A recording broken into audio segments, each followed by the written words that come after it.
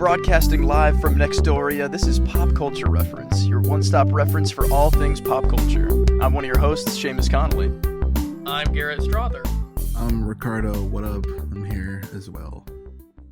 Ooh, keeping it nice and succinct today, Ricardo. I like it. We really don't have the most news today, so you guys want to just jump right in? Yeah, man, it's bare bones news today.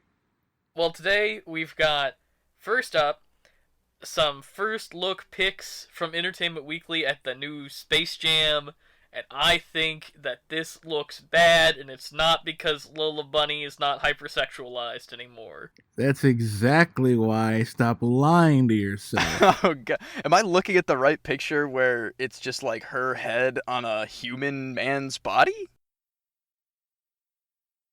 What? Am I looking at the wrong picture? I don't think we're looking at the same pictures at all. Seamus, I think you should go to entertainmentweekly.com and look at the pictures. Jesus Christ. But what they've done here is they've taken the characters that are 2D animated in the first Space Jam and Looney Tunes Back in Action and literally every other thing and made them appear three-dimensional. Well, it looks like they're doing both. Is there both? I only saw pictures that looked 2D to me, or 3D to me. Are you talking about the Bugs one? And Tweety Bird, and Oh, yes, I did see that one. I just don't think it looks good, and it seems to go against everything that's, like, coherent in the Looney Tunes movie franchise. Yeah, it looks like Detective Pikachu to me, you know, like that, just that weird mix of animation.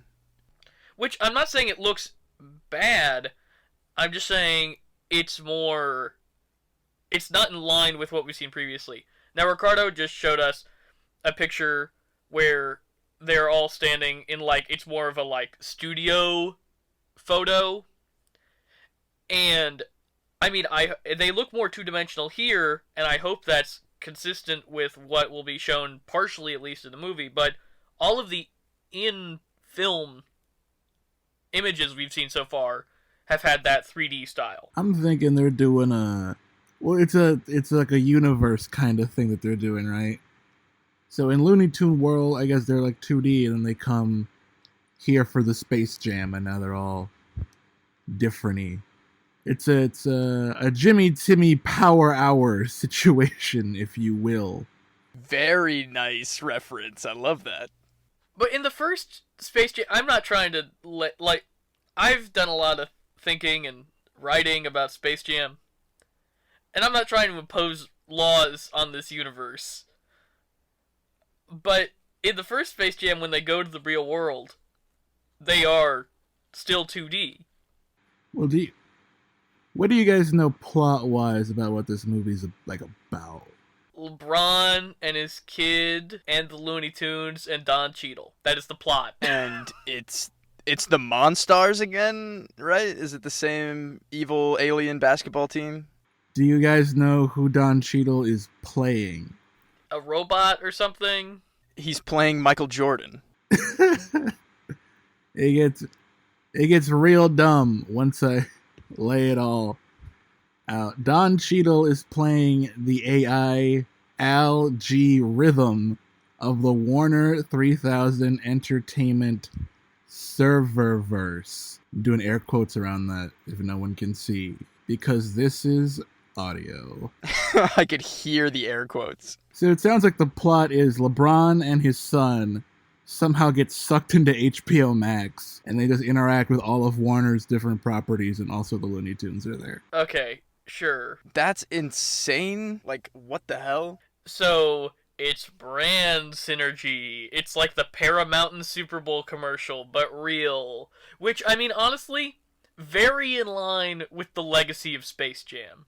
Space Jam has never pretended to be anything other than a shameless commercial. Yeah, the whole thing, the whole idea is just a big old commercial. So this fits perfectly. I will say this. When I read that the first time, I was like, I hate everything about this. No, get it away from me. This sounds disgusting. And then I looked into who actually like wrote it and stuff, and it's like, like someone who does like art house movies, and like Ryan Coogler and his brother.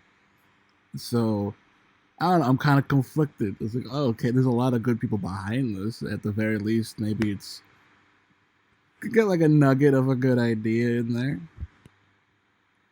Again, it sounds like it's in line with the first Space Jam in terms of the commercialism that is the only thing driving its existence. So, I am on board. I don't want a Space Jam sequel that's driven by good ideas. I want to sell Nike. We're getting away. We're getting away from the point. Lola Bunny, Seamus, discuss. She doesn't. She doesn't even look that different. I guess. I mean, she still look. My biggest distraction is that these pictures have her all 3D and weird in the real world. People are morons. There's 7 people upset about this. Ugh. And 3 of them are on this podcast. No, like any young man watching Space Jam for the first time, Lola Bunny was weird and confusing, but I don't think we need to continue that cycle, guys. I think we're here to break that right now because it's a cartoon rabbit. Okay, moving on from Lola Bunny. Yeah, getting out of here. Marvel has announced that T.I. will no longer be in the Marvel Cinematic Universe as part of the Ant-Man crew. But he was my favorite Avenger. I was gonna say, do either of you guys know his character name, or did you just call him T.I.? No, absolutely. It's T.I. It's T.I., the Baba Yaga guy, and Luis. Yeah, there you go. Well, I mean, he didn't ever do much. I'm sad they're not gonna turn him into a secret surprise superhero or something. But I'm sure those Ant-Man movies are very funny. They got really smart, funny stuff going on. So I'm sure they'll find a good way to write him out, still make that kind of a thing. We should probably say it's for bad reasons. Did we say that? It's because T.I.'s a weirdo? Yeah, no, he's a bad dude, and T.I.'s bad dude. Oh, wait a minute. Because of the stuff with his daughter, right? I want to make sure we're on the same page. It's a lot of things. It's definitely one of them. It's a lot of things, yeah. Never mind. My nice sentiments about T.I. are rescinded. Screw T.I. forever. F9 coming June 25th, so if we're going to get real comfy with this cast if we're going through all those movies at some point. Oh, I'm so excited, boys. Yeah, me too, but I kind of hate it. These movies are going to be buzzwords like high octane and nonstop thrills, and that's sometimes you just need some action garbage. And we're going to go through it together, guys. It's going to be all 3 of us locked in an apartment. Nobody gets to leave until we finish them. Dawn till dusk. I know we'll need more time than that. We're just gonna marathon, energy drinks, alcohol. It's gonna be a mess. Okay, and the other date change is that Quiet Place 2 has been moved up to May 28th. And I think we talked about this last week, that all Paramount movies will be on Paramount Plus 45 days after they go to theaters. That's actually really cool. Yeah, pretty quick turnaround on that for going to streaming. We'll see how. I mean, I don't think I'll be going to movies in May, but who knows? Yeah, I don't know about that either. But I'm getting vaccinated in a couple weeks, so I'm gonna live forever. I'm gonna go to all the movie theaters. Yeah, you're just invincible. Lick the floor of the movie theater just to show off. You gotta flex on them. Yes. I think there's going to be a lot more talking in this one. Did you guys see the first Quiet Place in a theater? Because that was just a bizarre experience that I feel really added a lot to the first one. No, I definitely get you. I went to see it pretty late in its run because it was important to me to see it in a theater, and I made sure to get to it before it left theaters. Yeah, me too. I like that movie. I don't even know if I've seen it in not the theater, so it'll be interesting to see that in my living room. Yeah, maybe it'll be, better. Yeah, like you were about to say, I'm guessing. It'll be more intimate. You can control the how quiet it is in the room. Nah, man. I loved the tension. I loved like clenching my butthole for 2 hours straight because I didn't want to like shift slightly and like cause a avalanche with the noise. I brought exclusively crinkly candy to my screening. You ass. Dude, I hated every single person who got a snack. There was a guy who had his like it was a his phone was on vibrate, but you could hear that mother through the entire theater. It was insane how much I hated people on their phones more than any other movie I've been to except for that one. Our last bit of news here is that Starz has announced a 6-episode limited series Party Down reboot, which I imagine might get a few more episodes if it does super well, because, you know, that's a pretty acclaimed cult series that had to end short of its time. But it's about... Now, I was going to say, for somebody who doesn't know what Party Down is like me, what's the rundown? Yeah, it's a cult series about a catering crew starring Adam Scott, Jane Lynch, Lizzie Kaplan, Martin Starr, like a really good cast who Wow, yeah, I love everybody there. were about to blow up when it happened, like when they made the show, basically. Is it going to be the original cast? Because, I mean, they're all doing stuff still. They haven't said who of the cast is coming back, but I would assume if they've announced it, that probably they have at least verbal commitments from most of them, because all the creators are coming back, including Paul Rudd. Oh, very nice. Why did this end? Well, we'll get to that in our pop quiz, but basically the other actors had to go off and do other things. Because that was the most stacked cast. They just had to disband. DJ Khaled suffering from success. Truly that meme in context. Well, I mean, I'll be happy to watch, the original if this new one is going to be, as good. If it's a similar or the same cast, I mean, I love everybody in that list, so. It's also a pretty short show, so. Well, right on. That's perfect. A little quick binge, and I'm all caught up. But yeah, I think that wraps us up for news. Should we move on to our main segment? Yeah, let's do it. Coming to America. Presenting King Akeem's son from America. And my mom's. And his mom's. Children, this is your brother. Hey, Quine. I'm sorry I slept with your man. Coming to America, now it's coming to me. I'm a king, Put your hands together. I like that. Say it again. give me all. It's a party over here. Coming to America, now it's coming to me. This week on the show, we're going to be talking about the new Amazon original film, although it's really not an Amazon original because Paramount made it and then Amazon bought it, Coming to, with a numeral 2, America, the sequel to the comedy classic that we covered on last week's podcast. So go check that out if you haven't already.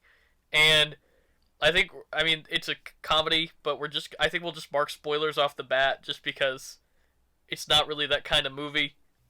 Yeah, we're going to be jumping around our favorite jokes probably, so it's going to be kind of all over the place. So, what did you guys think of Coming to America? You know what? It's not as bad, I guess, as I thought it was going to be. It's not like spectacular or anything, but it's a mid, just this is all right. Yeah, man, I enjoyed a lot of the jokes they were going for, and honestly, a couple of them really surprised me, even though they were literally just the same jokes from the first movie.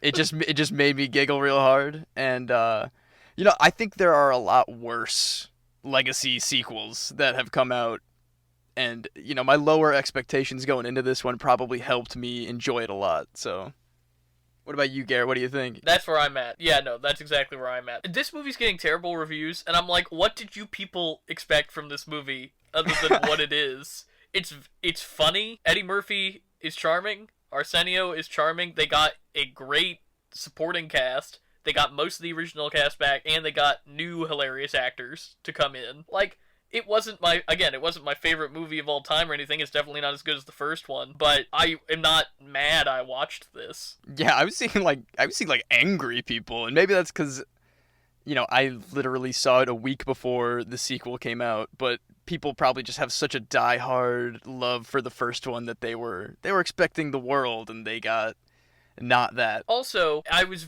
really proud that it was not just the plot of the first movie again, because so many of these comedy legacy sequels are just like, what if we did the plot of the first movie, but again? And it's not. It's a new plot. It's a little like that, but there's enough changes, so it's like... Yeah, they have enough plot similarities that they can still do all the same gags that you wanted to see from the first movie again. I think they should have called it Coming to Zamunda, maybe, because they're in America for about 10 minutes. That was my joke, Seamus! Yes! No! I'm faster than you! Got him. Bloody got him, mate.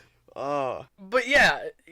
I'm just saying you're right. Like, they changed, like, a lot more of it's in Zamunda. Which I didn't hate. I like all the stuff in Zamunda, all the stuff they expand on with, like, the weirdness of the Zamundan kingdom and, like, all of that stuff. I thought was a lot of fun there. I loved the funeral.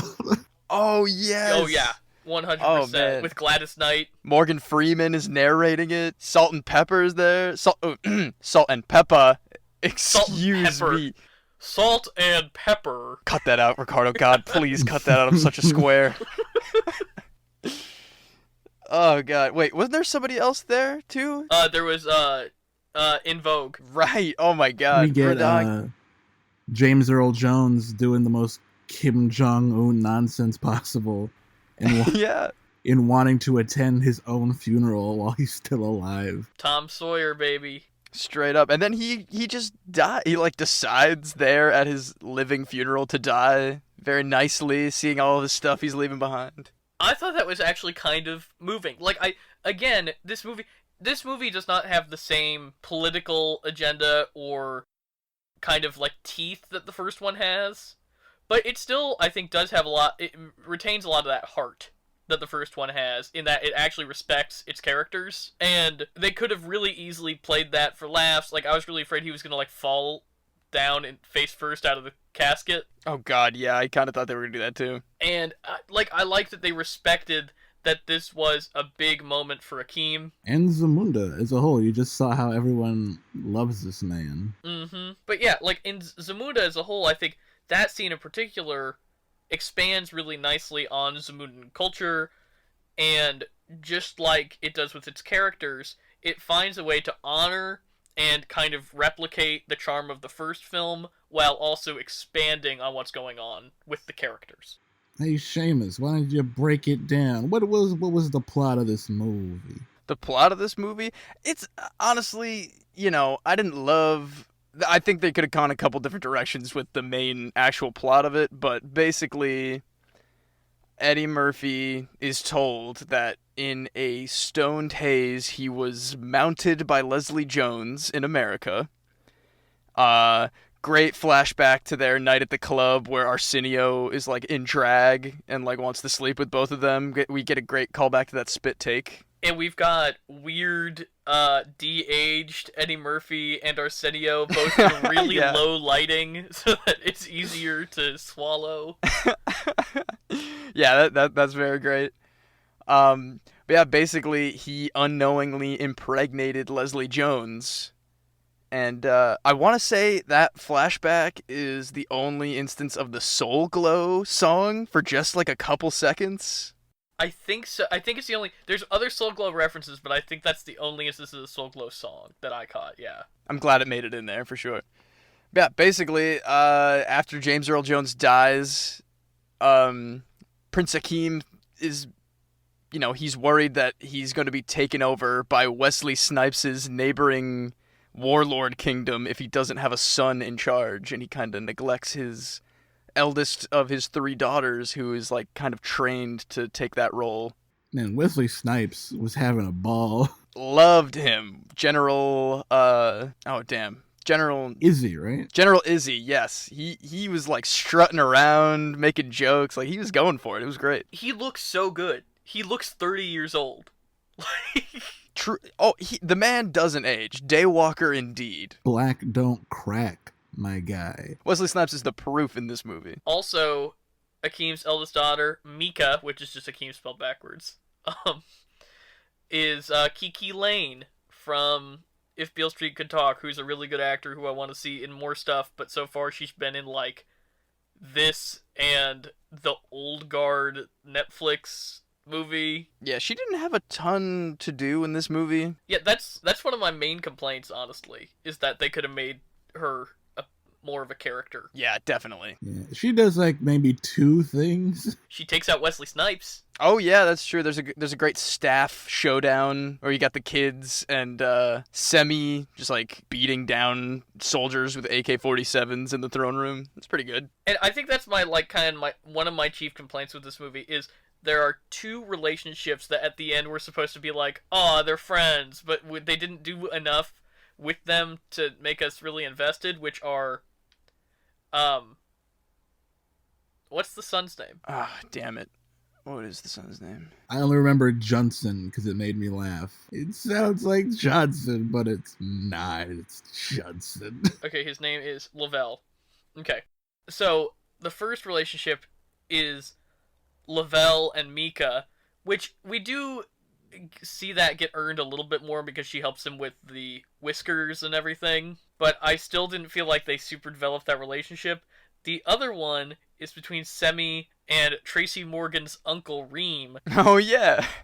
We see them bicker like twice, and then at the end of the movie they're like, we're friends, and I'm like, where was the rest of the story with these two? Yeah, there's a great bit where they're on the same news show with a vaguely disguised Trevor Noah. Trevor Noah. Yeah. And he runs across the room and starts choking him, which I thought was great. That's just classic comedy. That is a great one. But, you know, they just, like you said, they kind of melt into that comfortable friendship at the end. I am glad they didn't go the, like, let's make the wife and the, you know, woman he got pregnant, let's make them enemies, because they were that for, like, a couple scenes, and then they kind of, like, you know, had common ground at least with, like, where they grew up and, like, her getting to, like, have fun. Yeah, that common ground thing. I wanted a lot more of that. I thought that was really fun. Just for that character, just to finally just talk to, like, a real person after so long. I agree with you 100%. I really liked that she finally had somebody to talk to from Queens again. After all this time, 30 years in Zamunda, other than her dad, it doesn't sound like there's many other Americans in Zamunda with her. Yeah, the sister didn't come along. That's sad. Although the guy that worked at the old McDonald's works at this McDonald's in Zamunda. McDowell's, sir, you're gonna get sued. McDowell's, I don't know why I keep doing that. McFlurby, come on. That's great. You think Louis Anderson ever moved up to Fry's? I think he runs that Zamundan McDowell's, man. It did sound like that, actually, yeah, I thought. I like to believe he did move to Zamunda, but he's still just like a minimum wage, like backroom worker. Oh, no. I love when they get to Queens, they see a McDonald's billboard that says home of the real Big Mac with seeds Oh my God. and an arrow pointing to the seeds. The barbershop guys are back, inexplicably, even though they should all be dead. Yeah, they should all be corpses, but they're immortal in that barbershop. They all look great. I also love that they totally lampshade and acknowledge the influence of that scene on the barbershop movies, where they talk about American movies. Yeah, for sure. Isn't that also the scene where they do that, you know, I don't think they literally look at the camera. They might, where they're like, all these bad sequels and remakes and blah. Right, audience? Please like this movie. There's only one look at the camera that I caught in this movie, which isn't executed super well because the camera is already almost in Akeem's line of sight, so all he has to do is like slightly shift, and it's not as funny to me if they don't have to like turn their head. Like, it's same as gymming. Like, it's the same as gymming. God, you're not wrong, man. And I don't they do it again in the flashback of the look that they're referencing too? Yes, I think they do. Like they just show one of them from the first movie, kind of like Semi's spit take at the bar. I mean, that's a great spit. You gotta have that spit take in the movie, right? They didn't do another scream to door slam though, which I wish they did. I got this, going back to the daughter real quick. Mika and her wanting to be like the future ruler of Zamunda or whatever. I know I probably should have other thoughts, but every time she was off screen, just deep in my heart, I wanted to be like, just please come back with like a fully built Panther outfit. You can't do that. They made one Wakanda joke, and that's all they get before they get sued by Disney. I don't know where you're from. Zamunda, Wakanda, Connecticut. Lavelle is practically Killmonger. He's wearing the same kind of outfits.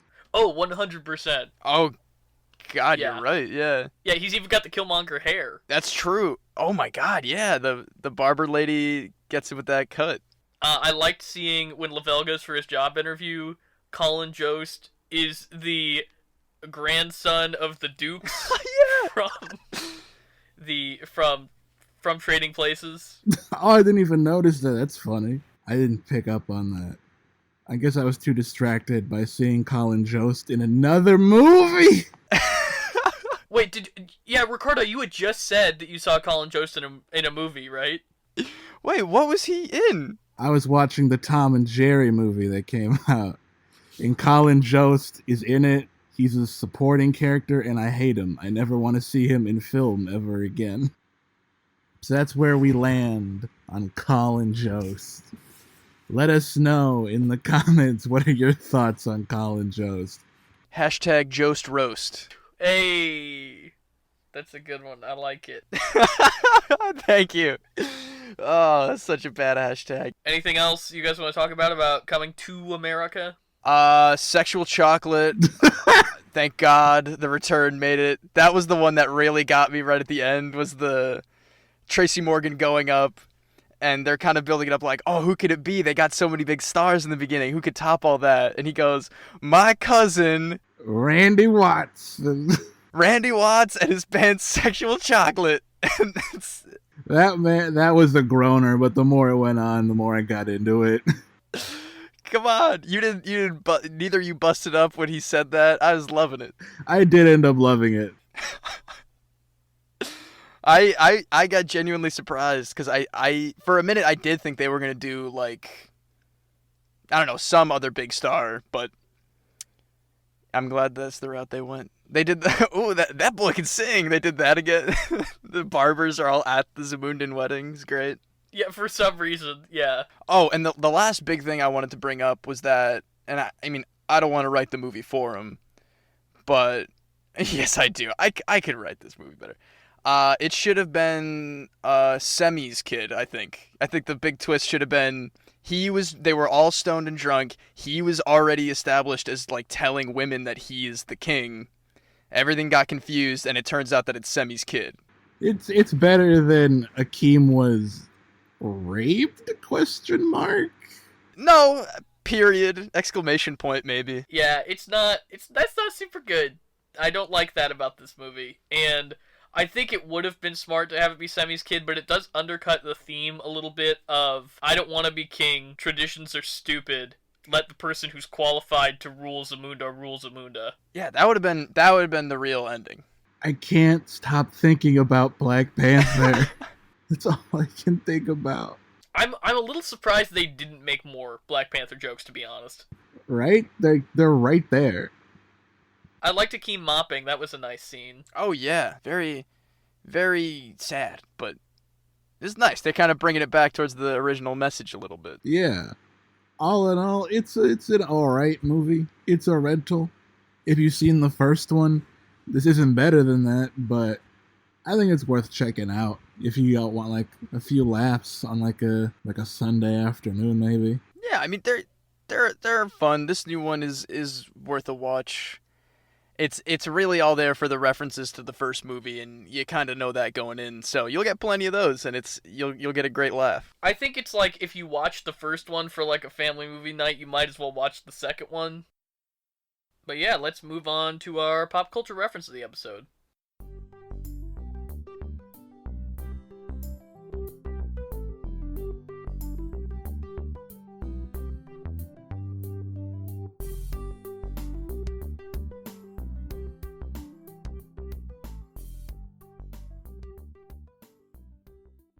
Today's pop culture reference is going to be a limited series or a limited run series, which technically is a series that has a predetermined number of episodes by the time the first season airs.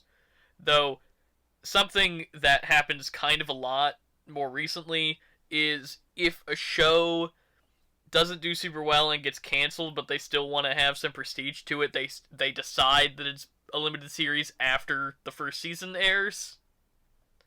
So, I mean, recently, we're going to be talking about the series finale of WandaVision that came up today. That's a limited series, and you're seeing these pop up more and more. They used to be, like, prestige television events, and now they're just kind of like, with the advent of streaming, becoming more and more commonplace. It sounds like most of these Marvel shows are going to be limited series. A good chunk of the Star Wars shows upcoming on Disney Plus are going to be limited series. And HBO Max is developing several limited series, which HBO, used to be kind of the king of the limited series anyway. Yeah, a lot of people prefer, or at least I find a lot of value in a limited series because of the set number of episodes. A lot of times a story can be written and fit into that time structure in a way where it feels more complete.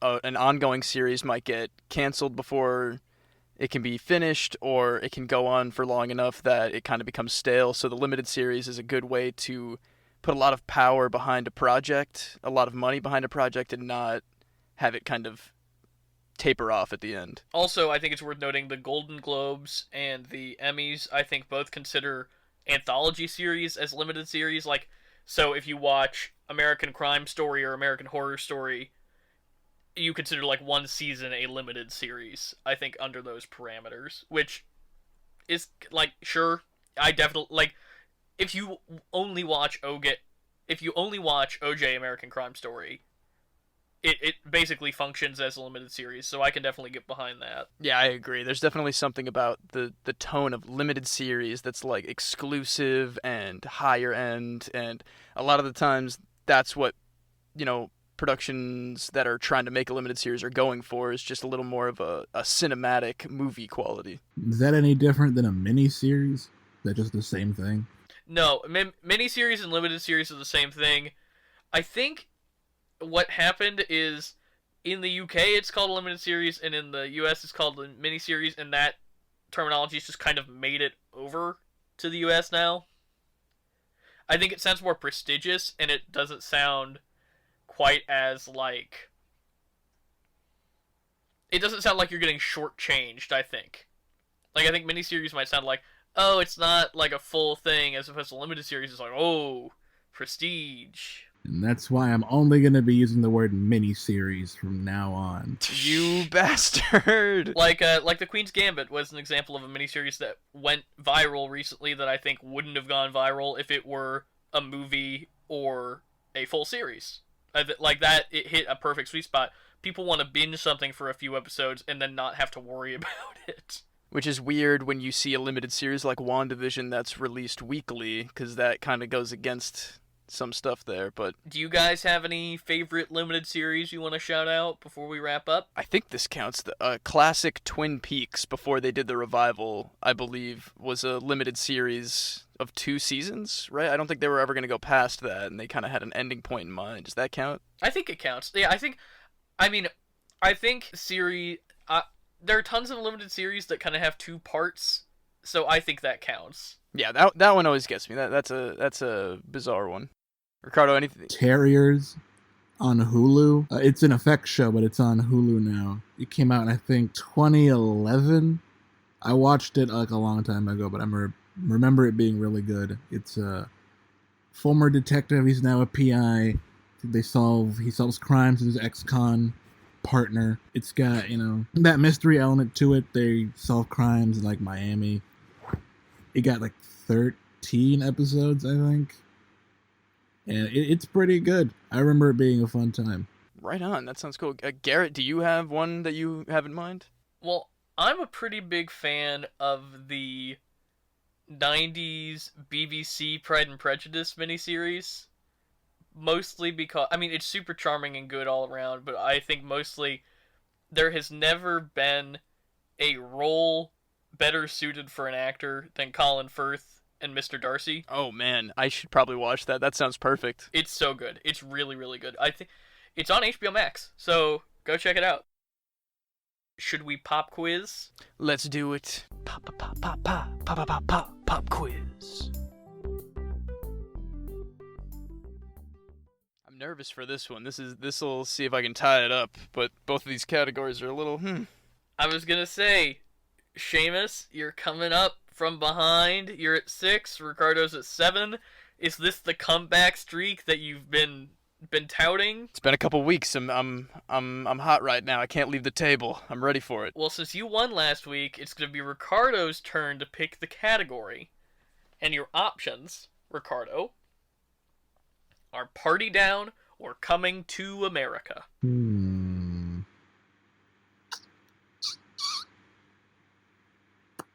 know what? Coming to America. Let's go with that. Let's see what happens. Okay, you guys know the rules. The first one of you to give me the correct answer gets the point. If neither of you get the correct answer, or you say it at the exact same time, we move on to our tiebreaker question. So, here we go. Coming to America. Eddie Murphy started ruminating on concepts for this sequel after taking a meeting and turning down a pitch for a sequel from what popular director? I'm just trying to think of like comedy directors like Judd Apatow or something. I don't know how that would even work out. That would not even be good.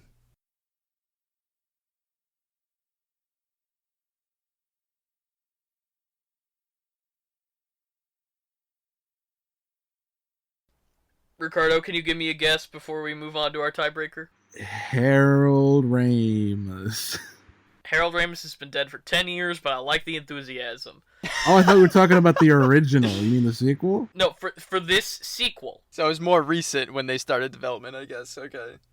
Well, yeah, I have no clue even. Okay, I'm calling it. It was Ryan Coogler. Oh, no kidding. But here comes our tiebreaker, which is Party Down. You guys ready? Ready as we'll ever be. Party Down initially ended its run after its second season in 2010, due to losing 2 of its primary actors to network sitcoms. What 2 actors were they, and to what series did they move? Adam Scott, Parks and Rec. Parks and Rec. And Jane Lynch, Glee. That is it. Ricardo got the point. No! Oh, we were neck and neck right at the. Good on you, man. You guys, that's a good one. You earned that point. You broke my streak. So yes, the correct answer is Jane Lynch left for Glee and Adam Scott left for Parks and Recreation. Ricardo's running away with it again. He's got 8 points. Seamus, you've got 6 points. I still got plenty of time before we hit whatever number we haven't decided on yet for the threshold of victory for this game. I got time. I got a couple weeks to catch up. You win Garrett's... And then you win Garrett's house. House? Yeah, I guess that's what we're going with now. Yeah. Garrett, what's your address? 2323 Mockingbird Lane. Oh, lovely. Now it's time for our final WandaVisionaries, where we break down the series finale of WandaVision. As always, full spoilers ahead. WandaVision. I miss the theme songs. I miss the commercials. We haven't gotten one of those in a while. And we never will again, Seamus. Yeah, I'm sad this is our last one. I really loved this show. Like, as a whole, as like a unit, I thought it was really interesting, and maybe I'm just like so thirsty for Marvel stuff, but I thought it was a blast. And you know, this last episode might not have been everything I wanted on my little wish list, but I thought it was really satisfying. I think I'm the opposite of you, Seamus, where I wasn't super on board with this show, but I actually really liked this episode because it was all about character and paying off character and not stupid fan service. Like, I I liked that the finale of the show was about Wanda and her growth as a character and overcoming the pain caused by all the trauma she's experienced, and that it's not just like, oh, and Doctor Strange showed up and saved everybody. Yeah, that's fair. And really, my, like, it's going to be Doctor Strange, or it's going to be Magneto, or it's going to be Professor X, or Reed Richards, or something like that. In my mind, that was always, like, you know, the last 10-second after credit scene where it's just, like, just another massive tease, and that was going to be the big cameo. But I would have been pretty disappointed, yeah, if it was just like, oh, somebody else from a completely different thing just got here last minute and saved it all, Deus Ex style. Well, the big cameo was Ralph Boner.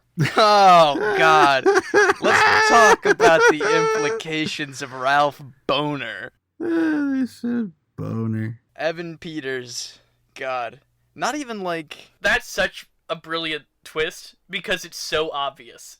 If we had not just had our stupid nerd goggles on, obviously that's Ralph. Because we never see Ralph, and she had to get this guy from somewhere. Yeah, I guess. I mean, it's very... You know, I don't hate it. I laughed at the joke of his name being Boner, for sure, but it just, he had super speed.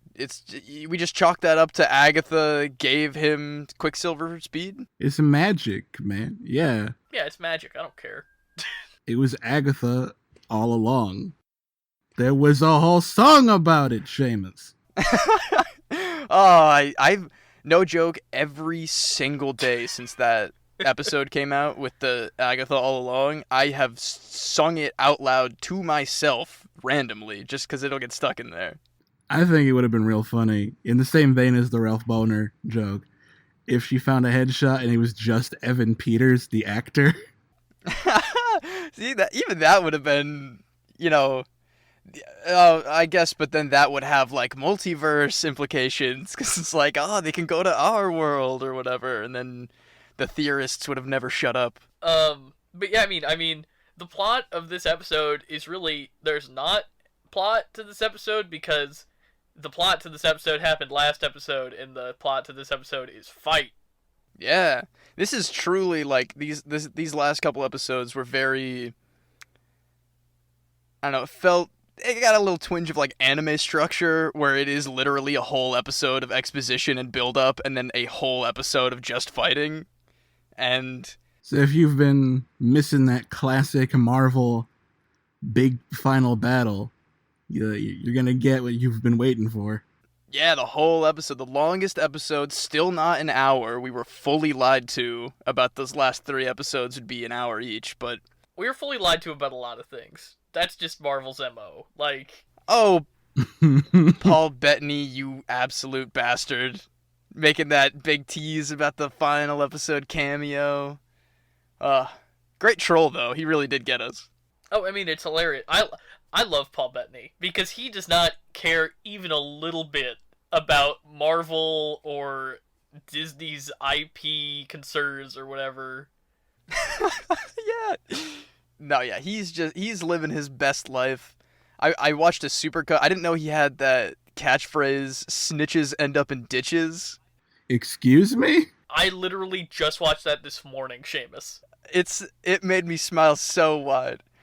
That's his thing. Whenever he's at like a press interview for any of the stuff from Marvel, he'll like point his fingers out like a gun and go, you know what we say, snitches end up in ditches, and then he'll like make a gun motion. And if you watch this supercut, everybody, like Elizabeth Olsen, anybody he's with at these things will just start being like, yeah, oh yeah, snitches end up in ditches. Like he said it 1,000 times to them. It's very cute. No, I love it. I love Paul Bettany. I thought he did a good job in this episode.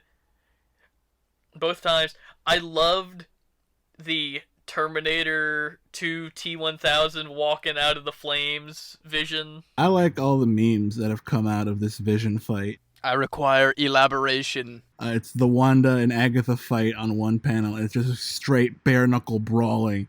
And then Vision v. Vision on the other one, and they're just like having a very civil debate. Have you considered this philosophical thought experiment? It's like, I see your point, but what about this counterpoint? Yeah, I very much loved that. Just 2 robots staring into each other's eyes, talking about like thought problems. Well, okay. Let's talk about the ship of Theseus for a second, because I liked it as I was watching it. I was like, oh, this is a nice, elegant way for them to talk about this. And then I was like, but is it though? Because I don't really understand.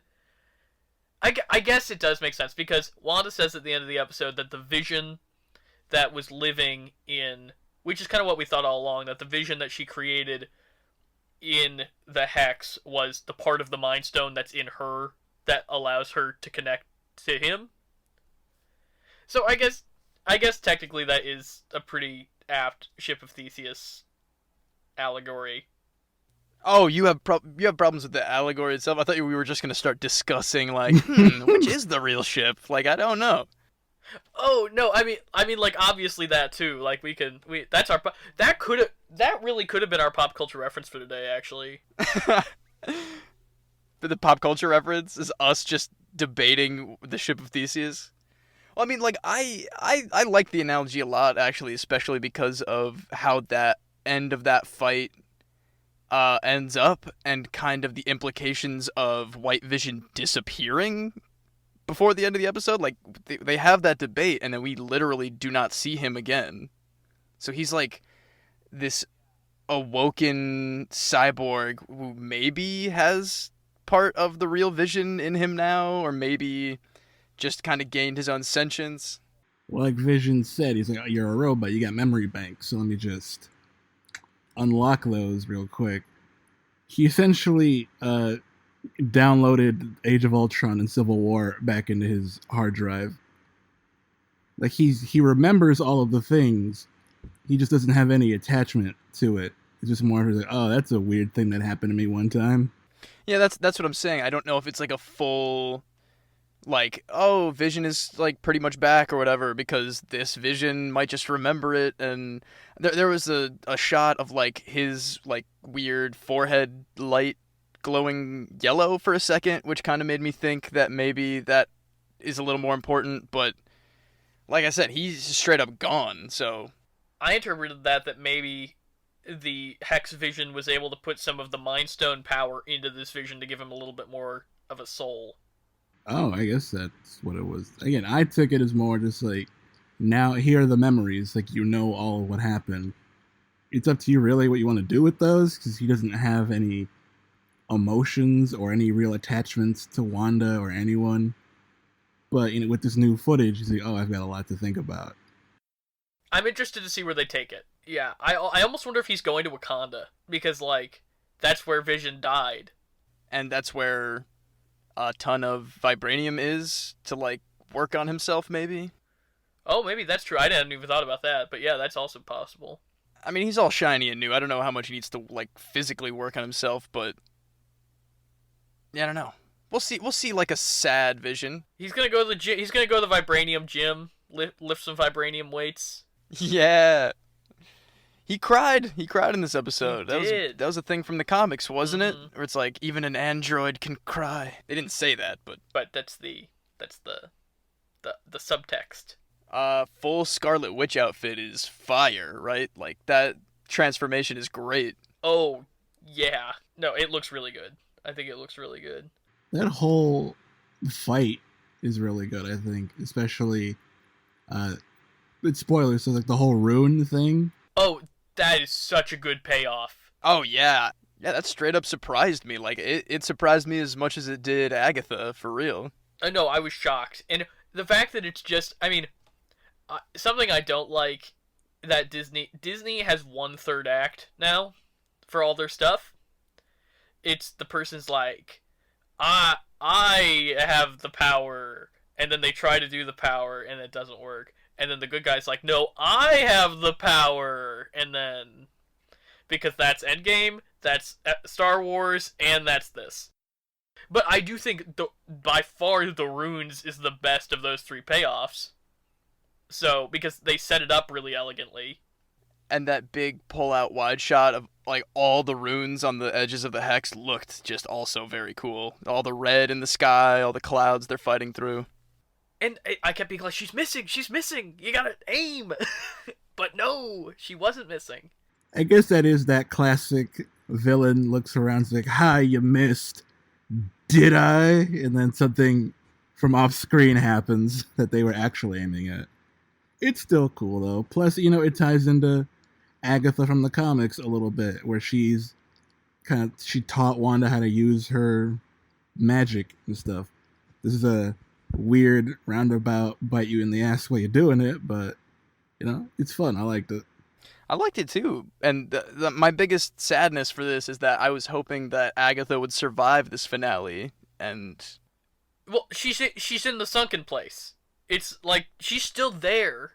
She's just not there. oh well, I mean, like, you know what I mean, like real Agatha. We kind of get like mind wiped Agatha. She's Agnes now, really, staying in Westview. This is not the last we've seen of Agatha Harkness. Yeah, I think not. All right, so when Mephisto comes and gets her from the depths and finally makes all our dreams come true, that's when we'll know we've hit peak Marvel. I think we already hit peak Marvel, and we're still. I don't know. I'm still pretty burned out on the MCU, but we're in it now. So, Hey man, if it's more stuff like this, I'm already so all the way in. Screw it. I'm going with it to the end. Yeah, me too. I'm stuck here. Garrett, I know you are too. You couldn't stop even if you wanted to at this point. So, let's hope Falcon and the Winter Soldier is good. but 2 weeks. Woo! I'm so excited. Real quick, I want to talk about a couple of references other than the T2 thing. I loved Agatha's shoes under the car. Absolutely, Wizard of Oz style, very classic witch. So good.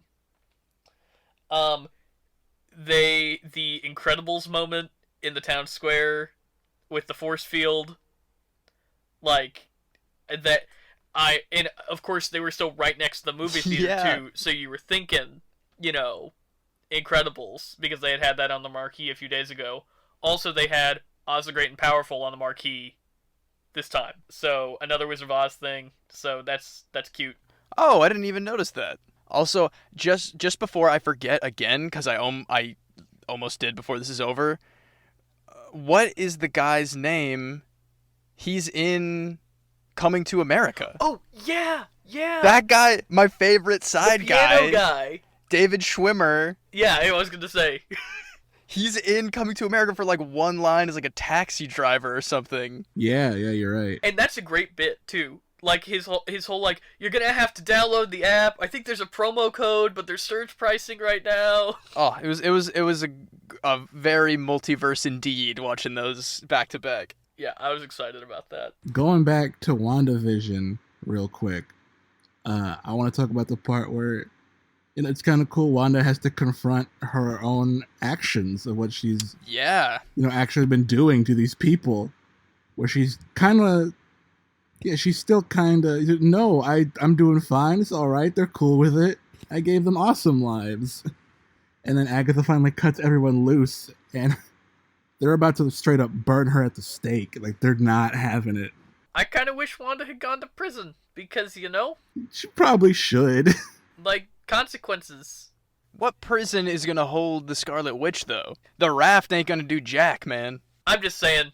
I feel like she's gone into seemingly self-imposed isolation at the end there, so that's something. But it'd be nice if she'd said, I'm going into self-imposed isolation as penitence for my penance rather. Well, she's on that anti-hero stuff. I was gonna say she's not really going to do that for penance. She's doing that to study and to like find her way back to her family, which seems like at any cost. Well, but there's also, I think the implication there is also that she's realizing that she has to have more responsibility for the ability to control her powers. Oh, that's fair, because she's actually studying now and like figuring out how to not lose control, I guess. In her astral plane thing, which we got a Sorcerer Supreme shout out from Agatha. Yes, we did. For a confirmation that she is more powerful than the Sorcerer Supreme. Well, at least that's what the prophecy or whatever says. Yeah. Why did they? I get that they're trying to establish that she's super isolated. why is it the Shining landscape at the post-credits? Like, I'm not just saying it looks like it. I'm pretty sure it, like, literally is. That's what I was thinking too. Just like that sweeping shot, like by that little island with the tree and the water, and like going against the cliffs in the forest. 100%. I don't know if this is what they were going for, but I liked it just because it felt very fairy tale. Like it's a witch in her secluded cabin in the woods. That is actually a great way to put that, yeah. Oh, I can see that. Yeah. But yeah, the Shining thing threw me off. I was like, why are we doing the Shining now? Speaking of the cabin and her doing her Doctor Strange astral floaty thingy, we get, the voices of Billy and Tommy. So that it's possible they could come back. Clearly that's what she wants to have mastery over her powers for. So if I can just create whatever, if I learn how to actually control what I'm doing, I could bring back my kids. Like, they didn't appear from nothing. Like, maybe that's what Multiverse of Madness is about. They exist in some weird dimension between dimensions or whatever. Metaphysics. That's like exactly what I was thinking. Exactly what I was thinking of, just like,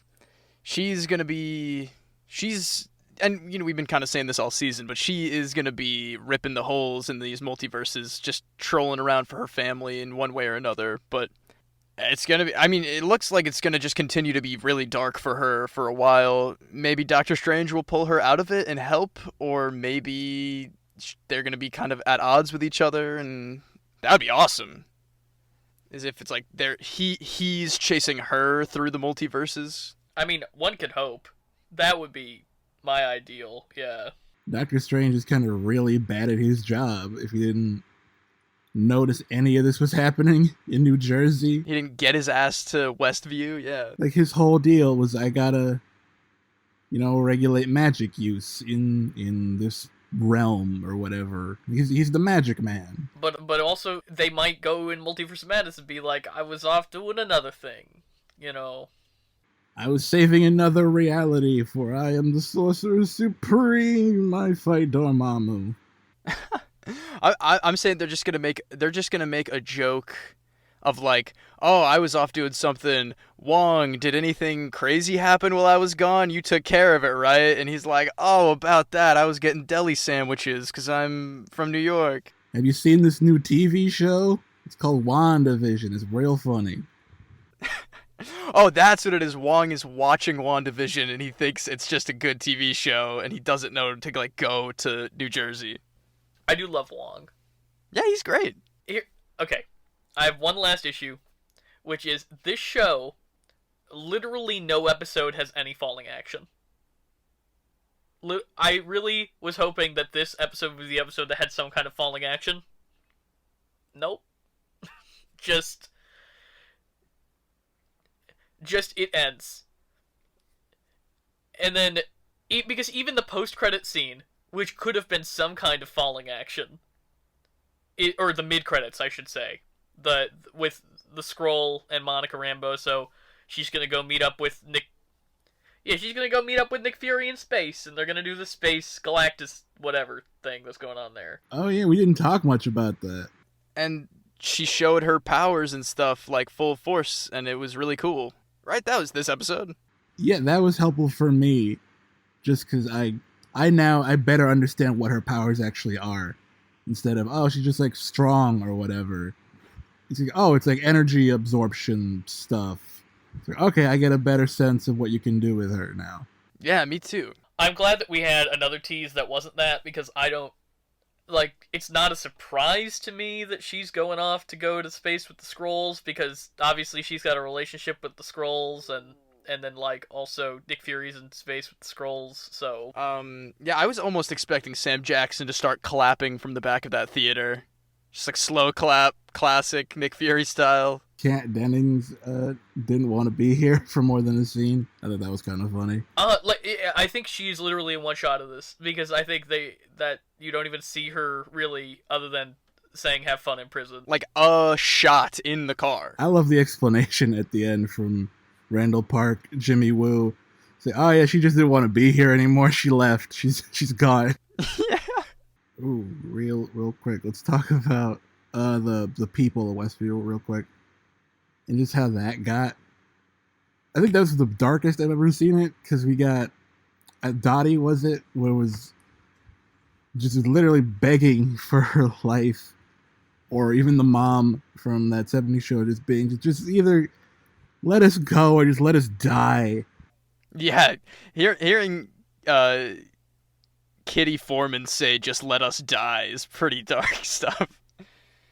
I read something after watching the episode of when Dottie, I don't remember her real name either, when she comes and is like, make my daughter, give her a role, give her anything so she can leave her room, let me see her.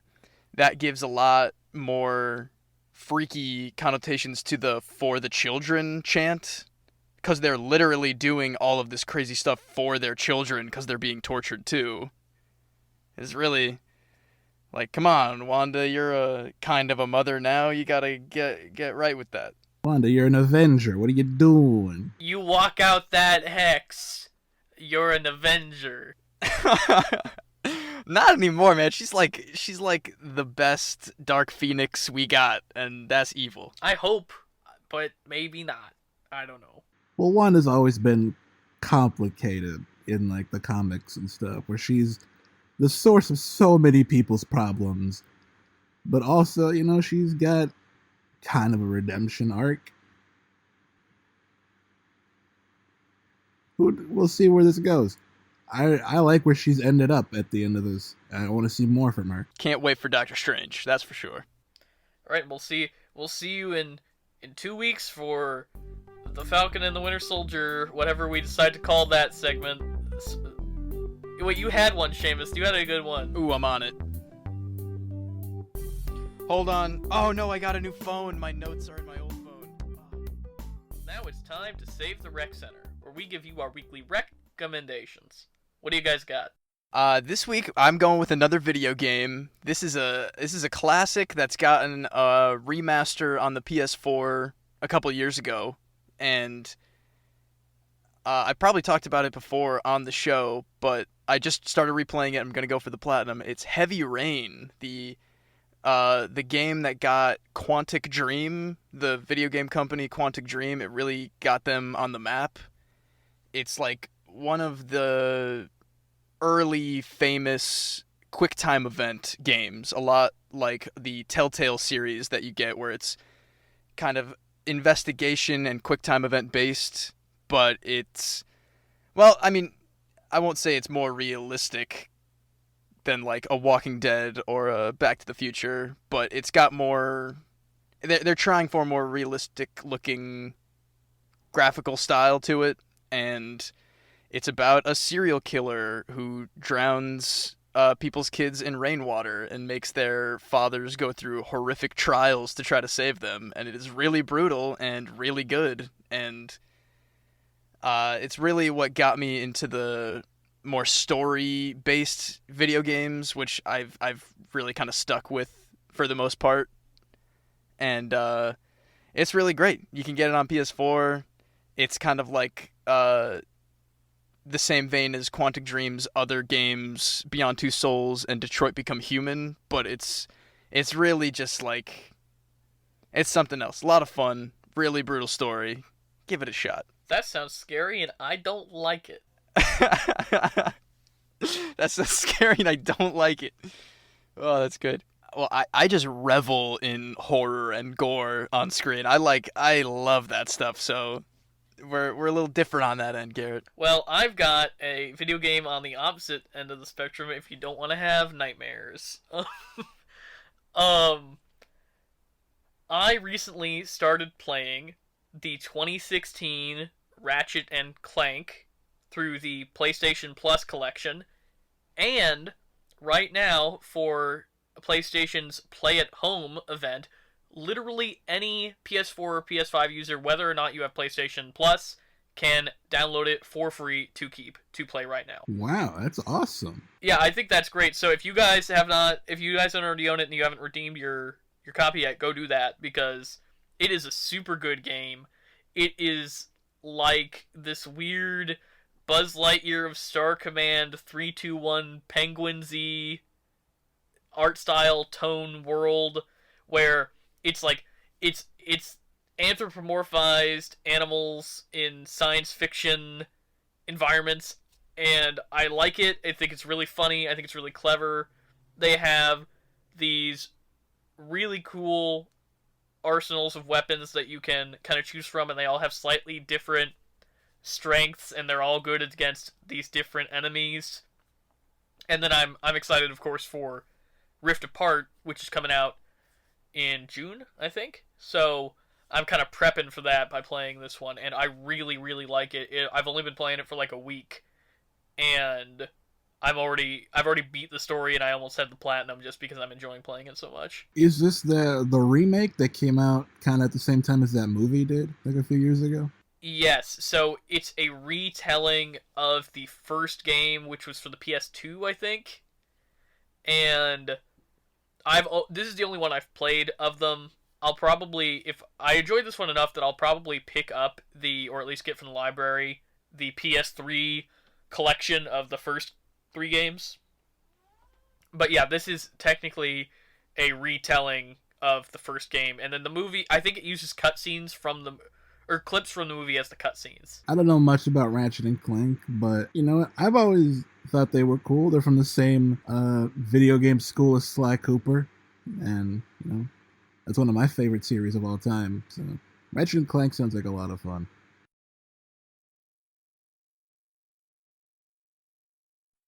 Well, yeah, definitely check it out, Ricardo. I'd love to hear your thoughts. It really does tickle that like Buzz Lightyear part of my brain. It has very much the vibe of like a Buzz Lightyear of Star Command. So yeah, what do you got?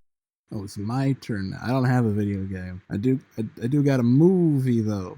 And this was recently, this has been like one of my favorite movie watching experiences, in that I went in with kind of low expectations and they got blown away. And I'm talking about the We Bare Bears movie. Something I did not expect what it gave me going in. Like, for anyone that doesn't know, We Bare Bears is a show. It's about 3 anthropomorphic bears, a panda, a polar bear, and a grizzly bear. They're brothers, they talk, they hang around San Francisco. I didn't really keep up with the show. I've seen a few episodes, and I enjoyed it. It's an episodic, so you don't really need to know a lot going in. So I thought the movie was just going to be, you know, some wacky goof-em-ups. I did not expect it to be so politically relevant and have like a theme of like immigration and diversity, or to have a villain played by Kevin from Brooklyn Nine-Nine. Oh, no way, Mark Evan Jackson. Yeah, he's the main bad guy who's hunting these bears because, you know, people are annoyed with them because they're bears. They can't just be out causing shenanigans. We gotta call in animal control. So, Ricardo, what I'm hearing is bears that are immigrants that are being hunted and causing shenanigans. Sounds up my alley. Oh, it took me a second there. Yeah, you damn Paddington crazy person. This villain, man, he's just shy of calling these bears the N-word. Oh no! Oh my god, that's horrible. Like, it's not subtle of who this is supposed to represent, but I was not expecting the depth of emotion or this really heavy theme, and even some lines that were said by some of the characters that made me go, oh damn, I got goosebumps from that one. That was kind of cool. That is so interesting and bizarre. Do you know where we can find this one? Is it streaming? Oh yeah, this is on HBO Max along with the whole series. It's the show is wrapped up, and the movie, while also serving as kind of a series finale, you can jump into it not really knowing anything aside from the basic premise that I told you. It's short. Check it out if you're interested. I think it's a really interesting viewing experience just because, like I said, with that theme in mind, they even have like this one's more subtle, and I think it's more mainly me reading into it, but kind of an all cops are bastards kind of a through line. Okay. You get it, We Bare Bears. Yeah, I'm interested in checking it out. All right, I think that wraps us up for this week's episode of Pop Culture Reference. If you want to reach the show, you can tweet us at PCR_podcast, find us on Instagram at that same handle, like us on Facebook, or email us at popculturereferencepod@gmail.com. Next week, we are going to be doing a monster double feature with Kong Skull Island and Godzilla King of the Monsters, which I've not seen that one, and you boys haven't seen Kong. So, it's going to be a good time. Ooh, I'm very excited. Hell yeah, man. It's big old monster fight time. Let's do it. So yeah, tune in next week for that. Other than that, we'll see you next week. Adios, amigos. Bye-bye.